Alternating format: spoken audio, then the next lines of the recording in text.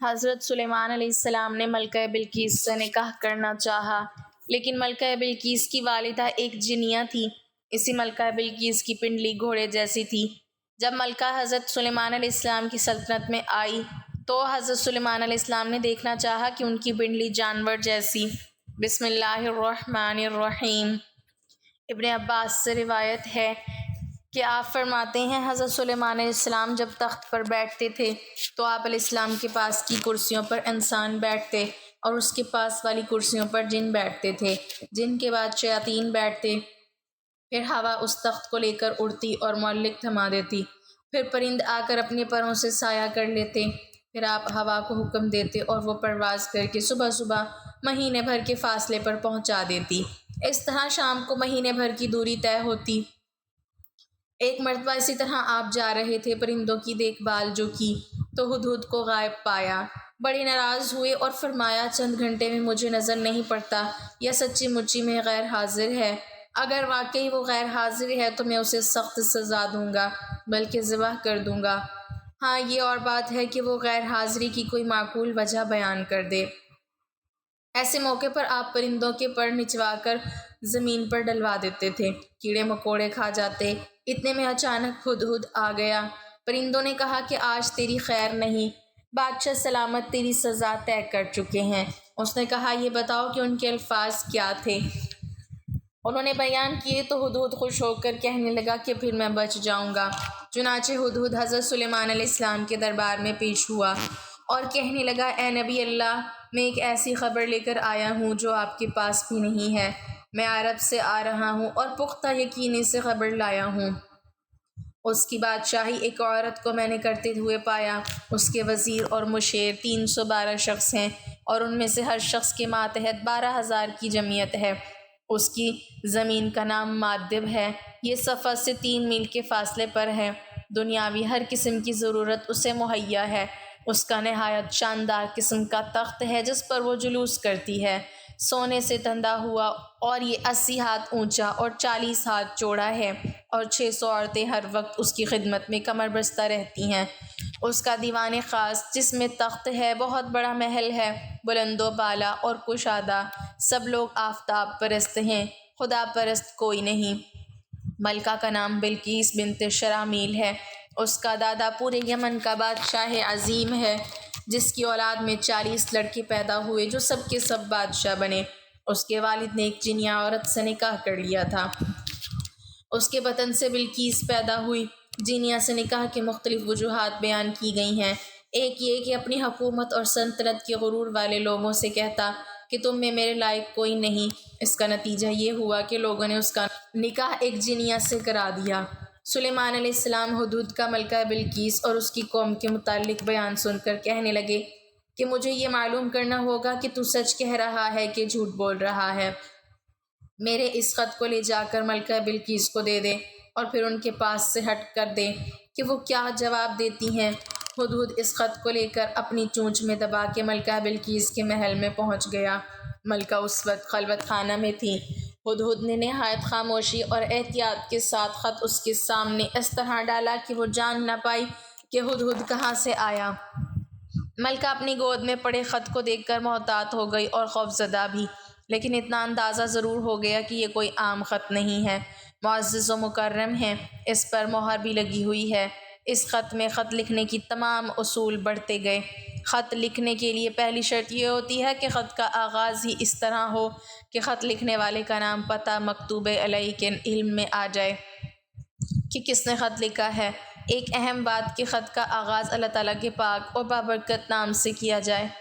کہا جاتا ہے کہ حضرت سلیمان علیہ السلام سے پہلے کسی نے خط میں بسم اللہ الرحمن الرحیم نہیں لکھی۔ حضرت ابو ہریرہ رضی اللہ تعالیٰ عنہ فرماتے ہیں کہ ایک مرتبہ میں آپ صلی اللہ علیہ وسلم کے ہمراہ جا رہا تھا۔ آپ صلی اللہ علیہ وسلم نے فرمایا میں ایک ایسی آیت جانتا ہوں جو مجھ سے پہلے سلیمان داؤد علیہ السلام کی بات نبی پر نہیں اتری۔ میں نے استفسار کیا وہ کون سی آیت ہے؟ آپ نے فرمایا بسم اللہ الرحمن الرحیم۔ خط مختصر لیکن بلیغ انداز میں تحریر کیا گیا تھا۔ خط سے شاہانہ انداز ہی نہیں پیغمبرانہ شان بھی ظاہر ہوتی تھی۔ بسم اللہ سے ابتدا اس امر کی طرف اشارہ تھا کہ سرکشی چھوڑ کر ایک اللہ کی عبادت کرو۔ یہ کسی بادشاہی کا نہیں بلکہ پیغمبر کا دعوت نامہ ہے، ایک اللہ کی عبادت کرو۔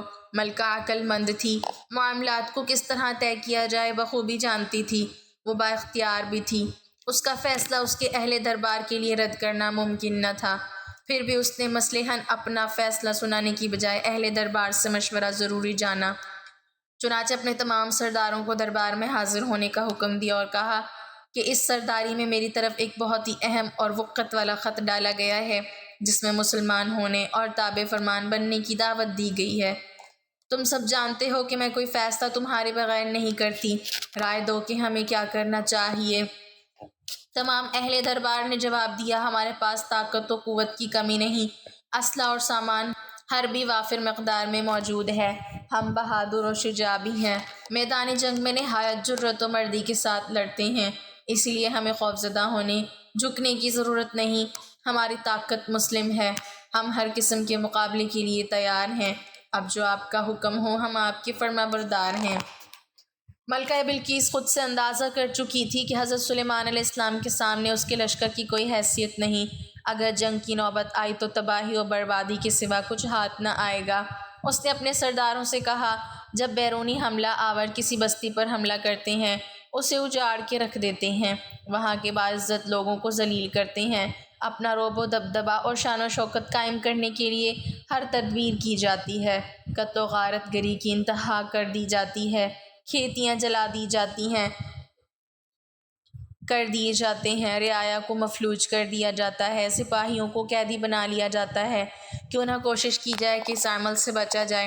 اس کا طریقہ یوں نکلا کہ فیصلہ کیا گیا حضرت سلیمان علیہ السلام کی خدمت میں دیے اور تحائف بھیجے جائیں، پر ملکہ کا مقصود یہ بھی تھا کہ حضرت سلیمان علیہ السلام کی آزمائش بھی ہو جائے، اگر وہ تحائف لے کر راضی ہو گئے تو اس امر کی علامت ہوگی کہ وہ ایک بادشاہ ہے اور ان سے مقابلہ کرنے کے لیے دنیاوی وسائل کام دے سکیں گے، اور اگر وہ واقعی نبی ہیں تو ان کے تحائف ان کے نزدیک کوئی اہمیت نہ ہوگی، ان کا ہدیہ قبول نہ کرنا اس امر کی طرف اشارہ ہوگا کہ ہمیں بھی اطاعت کیے بغیر چارہ نہیں۔ ملکہ تحائف تیار کروائے، ان تحائف کی تفصیل مختلف مقامات پر مختلف درج کیے گئے ہیں۔ اسرائیلی روایت کے مطابق سونے کی اینٹیں، جواہرات، قیمتی برتن تھے، بعض روایت میں ہے کہ 100 غلام اور 100 کنیزیں بھی تھیں، کنیز مردانہ اور غلام زنانہ لباس میں ملبوس تھے، مطلوب اسے یہ تھا کہ حضرت سلیمان علیہ السلام کی آزمائش کی جائے، اگر وہ پہچان لیتے ہیں تو نبی ہیں، ورنہ محض ایک بادشاہ۔ جب یہ تحائف ملکہ بلقیس کی قاصد لے کر آپ علیہ السلام کی خدمت میں پہنچے تو آپ علیہ السلام نے تمام مہمانوں کو وضو کر کے تازہ دم ہونے کے لیے کہا۔ لڑکیوں نے برتن سے پانی بہا کر ہاتھ دھوئے جبکہ لڑکوں نے برتن میں ہاتھ ڈال کر پانی لیا، یوں آپ پہچان گئے کہ اول ذکر لڑکیوں اور ثانی ذکر لڑکے ہیں۔ ایک روایت یہ بھی ہے، ایک گروہ نے کوہنیوں سے ہاتھ دھونا شروع کیا اور انگلیوں تک آیا، جبکہ دوسرے گروہ نے انگلیوں سے شروع ہو کر کوہنیوں تک ہاتھ دھوئے۔ بہرحال حضرت سلیمان علیہ السلام نے دونوں کو الگ الگ پہچان لیا۔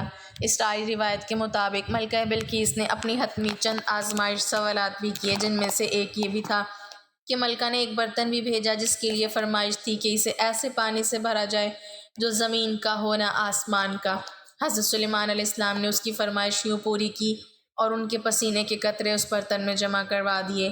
ملکہ بلقیس نے حضرت سلیمان علیہ السلام کے لیے کچھ اور بھی آزمائش تیار کی تھی، اپنے غلاموں سے کہا تھا، یہ ایک موتی جس میں سوراخ نہیں ہے ان کی خدمت میں پیش کرنا کہ اس میں جن اور انسانوں کی مدد لیے بغیر دھاگا ڈال دیں، دوسرے موتی میں سوراخ ٹیڑھا ہے، اس میں بھی دھاگا ڈالنا ناممکن ہے، انہیں کہنا اس میں بھی دھاگا ڈال کر دکھائیں۔ اگر وہ ان سوالوں کا احکامانہ یا ناممکن سمجھ کر غصے میں آ گیا تو وہ ایک عام بادشاہ ہے، اگر اس کا رویہ متحمل اور خوشگوار رہا تو جان لینا کہ وہ معمولی بادشاہ نہیں بلکہ نبی ہیں۔ پھر اس کی بات توجہ سے سننا، قاصد حاضر ہوا، آپ نے ڈبیا طلب کی، اس نے کہا، کھولنے سے پہلے بتائیے اس میں کیا ہے۔ حضرت جبرائیل علیہ السلام نے مدد کی، آپ علیہ السلام نے فرمایا، ایک موتی بغیر سوراخ کے، ایک موتی ٹیڑھے سوراخ والا، ان دونوں میں دھاگا ڈال دو۔ آپ نے اپنے درباریوں سے فرمایا، موتی میں سوراخ کون کرے گا؟ دیمت نے کام اپنے ذمے لیا، اپنے منہ میں ایک بال لیا اور موتی میں ایک سرے سے داخل ہو کر دوسرے میں نکل آیا۔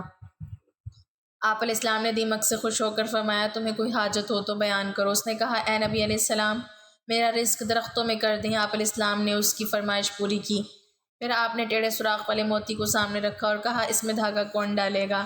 سفید کیڑے نے بڑھ کر کہا میں یہ کام کروں گا۔ اس نے دھاگا اپنے منہ میں لیا اور ایک طرف سے جا کر دوسری طرف سے نکل آیا۔ آپ علیہ السلام نے اس کیڑے سے اس کی حاجت پوچھی، اے اللہ کے نبی میرا رزق پھلوں میں رکھ دو۔ اس کی فرمائش بھی رہتی دنیا تک پوری کر دی گئی۔ قاصد تو اس سے پہلے ہی آپ سے مرغوب ہو چکے تھے۔ جب حضرت سلیمان علیہ السلام نے قاصدوں کے استقبال کے لیے دربار سے کوئی 30 میل کی مسافت میں سونے چاندی کی اینٹوں کی فرش بنانے کا حکم دیا، راستے میں دونوں طرف عجیب خلقت جانوروں کو کھڑا کر دیا، دربار کو بھی از سر نو ترتیب دیا، اپنے تخت کے دائیں بائیں 4000 سونے کی کرسیاں، ایک طرف علماء اور دانشوروں کے لیے، دوسری جانب وزراء اور اعمال سلطنت کے لیے بچھا دی۔ چنانچہ جب قاصد آئے تو انہوں نے سونے کی اینٹوں پر جانوروں کو کھڑا دیکھا، آگے آگے تیمروں کی قطاریں تھیں، پھر جنات کی صفیں تھیں اور رستے میں ہی حیرت زدہ ہو گئے تھے۔ دربار پہنچے تو وہاں کی شان و شوکت دیکھ کر دنگ رہ گئے۔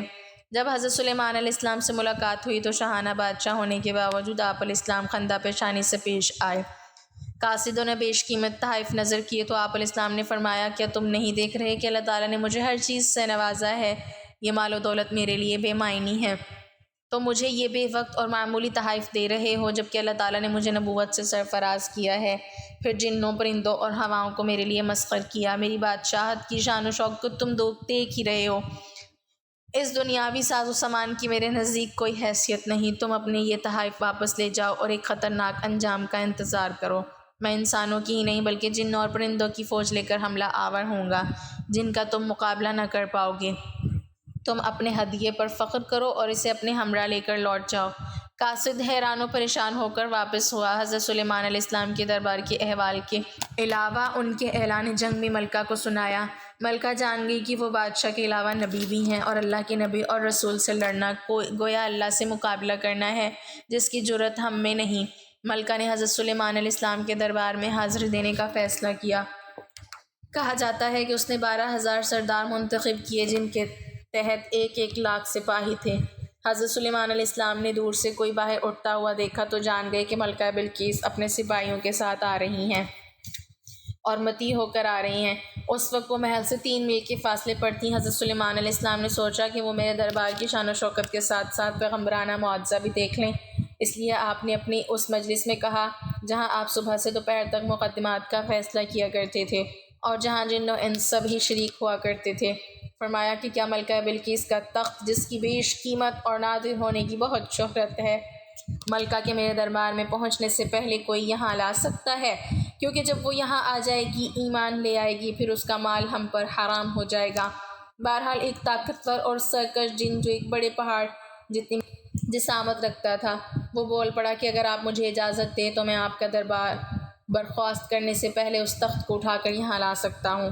پھر آپ جانتے ہیں کہ میں بہت ایمانت دار ہوں اور ذخیرہ جواہرات سے مزین تخت سے کوئی چیز چراؤں گا نہیں۔ ظاہر ہے کہ جن انسان کے مقابلے میں غیر معمولی قوتیں رکھتا ہے، کسی انسان کے لیے ممکن نہیں کہ وہ بیت المقدس سے مغربی یمن جائے اور 1500 میل کا فاصلہ 2-4 گھنٹوں میں طے کر کے تخت یہاں پہنچائے، اور تخت بھی کوئی عام معمولی نہیں، نہایت وسیع و عریض اور وزنی، جس سے اٹھانا فرد واحد کے بس کی بات نہیں، اور پھر تخت بھی وہ جو ملکہ نے سب سے زیادہ حفاظت کے ساتھ شاہی محلات کے وسط میں ایک محفوظ محل میں موقوف کر رکھا تھا جہاں خود اس کے لوگوں کی رسائی ممکن نہ تھی۔ مجلس شورا میں موجود ایک شخص بول اٹھا، یہ وہ شخص تھا جسے کتاب کا علم عطا کیا گیا۔ آپ کی پلک جھپکنے سے بیشتر میں چاہتا ہوں کہ آپ کی خدمت میں حاضری کر سکتا ہوں۔ یہاں چند سوالات ذہن میں پیدا ہوتے ہیں کہ یہ کون شخص تھا، کتاب کون سی تھی، علم کیا تھا؟ بعض افراد کا خیال ہے کہ یہ خود حضرت سلیمان علیہ السلام تھے کہ اللہ تعالیٰ نے انہیں علم سے نوازا تھا اور وہ معجزہ دکھا سکتے تھے۔ بعض مقامات پر اسے حضرت سلیمان علیہ السلام کا مقرب صحابی بتایا گیا ہے۔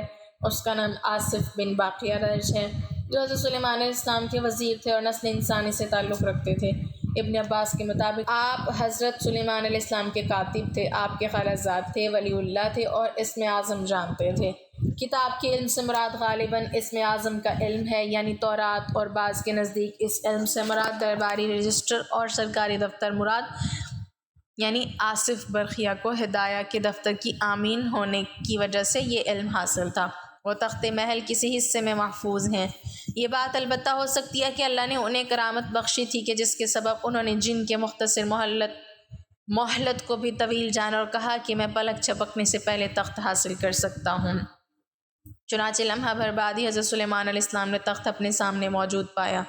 تمام اہل دربار حیرت زدہ رہ گئے۔ کہا جاتا ہے جس کرسی پر پاؤں رکھ کر حضرت سلیمان علیہ السلام تخت شاہی پر چڑھے تھے، اس کے نیچے سے بلقیس کا تخت نکل آیا، تو آپ نے فرمایا یہ میرے رب کا فضل ہے جو مجھے آزمانا چاہتا ہے کہ میں شکر گزاری کرتا ہوں یا بے پرواہ رہتا ہوں۔ لمحہ بھر میں تخت کی یہاں موجودگی میں میرا یہ آصف برقیہ کا کوئی کمال نہیں، یہ سب اسی کی عطا ہے۔